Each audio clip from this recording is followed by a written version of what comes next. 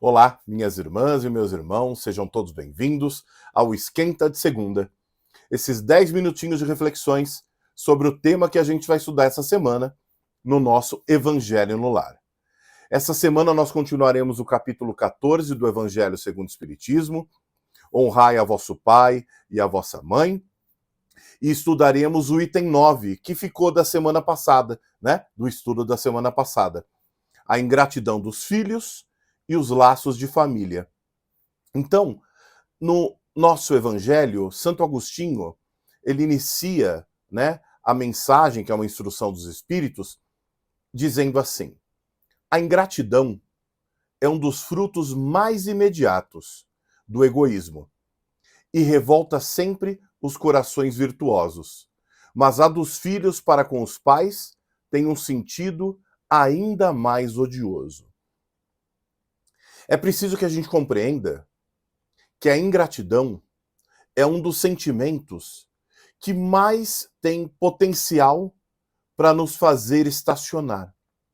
A gente sabe que a gente não evolui, ou seja, a gente não anda para trás, né? Aquilo que conquistamos já é nosso, né? As virtudes que conquistamos, aquilo que já conseguimos evoluir. Agora, se tem um sentimento que é capaz de nos fazer estacionar numa encarnação entre aspas, né, perder aquela encarnação, ou seja, perder a oportunidade de evoluirmos moralmente e evoluirmos espiritualmente, é ingratidão. Porque a ingratidão, ela tem a sua raiz no egoísmo. E todas as vezes que nós somos egoístas, a gente faz com que deixe de lado aquilo que Jesus nos ensinou. Porque estudando aqui no nosso canal, todos nós já entendemos e já compreendemos que a única chance, a única oportunidade que nós temos de evoluir nessa encarnação é contribuindo para a evolução do próximo. É contribuindo com a evolução daquelas pessoas que ainda não conseguem fazer o que a gente faz. E óbvio que estamos nessa encarnação para evoluirmos em todos os sentidos, até materialmente. Porque os bens materiais nada mais são do que ferramentas que a gente utiliza para a nossa evolução, para contribuir com a evolução dos outros. Mas não é sobre isso que a gente está falando. Eu estou falando sobre aquelas pessoas que ainda não têm a capacidade de amar. Aquelas pessoas que ainda não toleram aquilo que é diferente delas. Aquelas pessoas que têm estilos de vida, aparência e tantas outras coisas diferentes delas. Aquelas pessoas que ainda não têm condições de ter uma atitude empática, de ser indulgentes com os erros alheios. É dessas que a gente está falando. Então, todas as vezes que somos ingratos, a gente tem uma raiz muito forte no egoísmo. E o egoísmo faz com que a gente estacione. Porque é muito claro que quando somos egoístas, só estamos pensando em nós, no nosso próprio bem. E percebam, façam uma análise, não dos outros, mas de nós mesmos. Todas as vezes que somos muito egoístas, está sempre relacionado ou a um sentimento de pouco valor, ou a um bem material. E tanto sentimentos de pouco valor como bens materiais não são aqueles que vão fazer com que a gente evolua. E Santo Agostinho ele nos diz, né, que quando esse sentimento de egoísmo e de ingratidão, ele é de um filho, de uma filha, para um pai ou para uma mãe, ele ainda é mais odioso.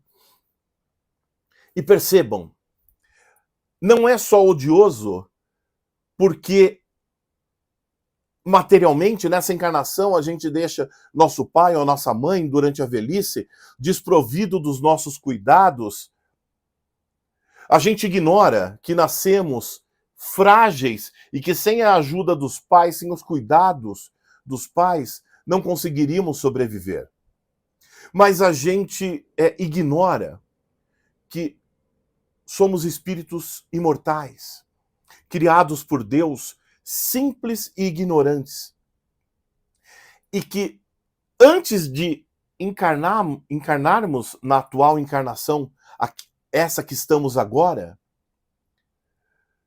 nós combinamos a espiritualidade com os nossos mentores espirituais, assumimos compromissos de reencarnarmos numa determinada família. De repente é uma família que são espíritos afins, que já reencarnamos dezenas ou talvez até centenas de vezes juntos, procurando depurar sentimentos e trabalhar aquilo que é preciso para a nossa evolução, mas muitas vezes assumimos compromissos de reencarnarmos com pessoas as quais em outras encarnações nos prejudicaram muito, ou nós fomos os algozes e as prejudicamos muito, e viemos dessa encarnação juntos em família, sob os laços do amor maternal ou paternal ou filial, para que a gente depure esses sentimentos e aprenda a amar, resgate aquilo que está nos fazendo tão mal, muitas vezes há centenas de anos, em alguns casos há milhares de anos. O compromisso, ele é espiritual. Não é deste plano. A gente não pode observar só o que está acontecendo nesta vida. É preciso levar em consideração que os planos de Deus são melhores e maiores do que os nossos. E logo, como maiores e melhores, eles são aqueles que a gente deve levar em consideração, ter fé, confiar que estamos encarnados no melhor lugar e naquele que proporciona as melhores oportunidades para a nossa evolução. E além desses assuntos, né, dos laços de família, que a gente vai estudar na quarta-feira às 20 horas na nossa live do Evangelho no Lar, eu vou aproveitar essa mesma live e tratar de um segundo assunto, que são as mulheres do Evangelho. Aquelas mulheres tão importantes para a missão de Jesus e que trabalharam tanto para que a gente possa hoje ter a palavra de Jesus, o verbo divino, né, como guia das nossas vidas.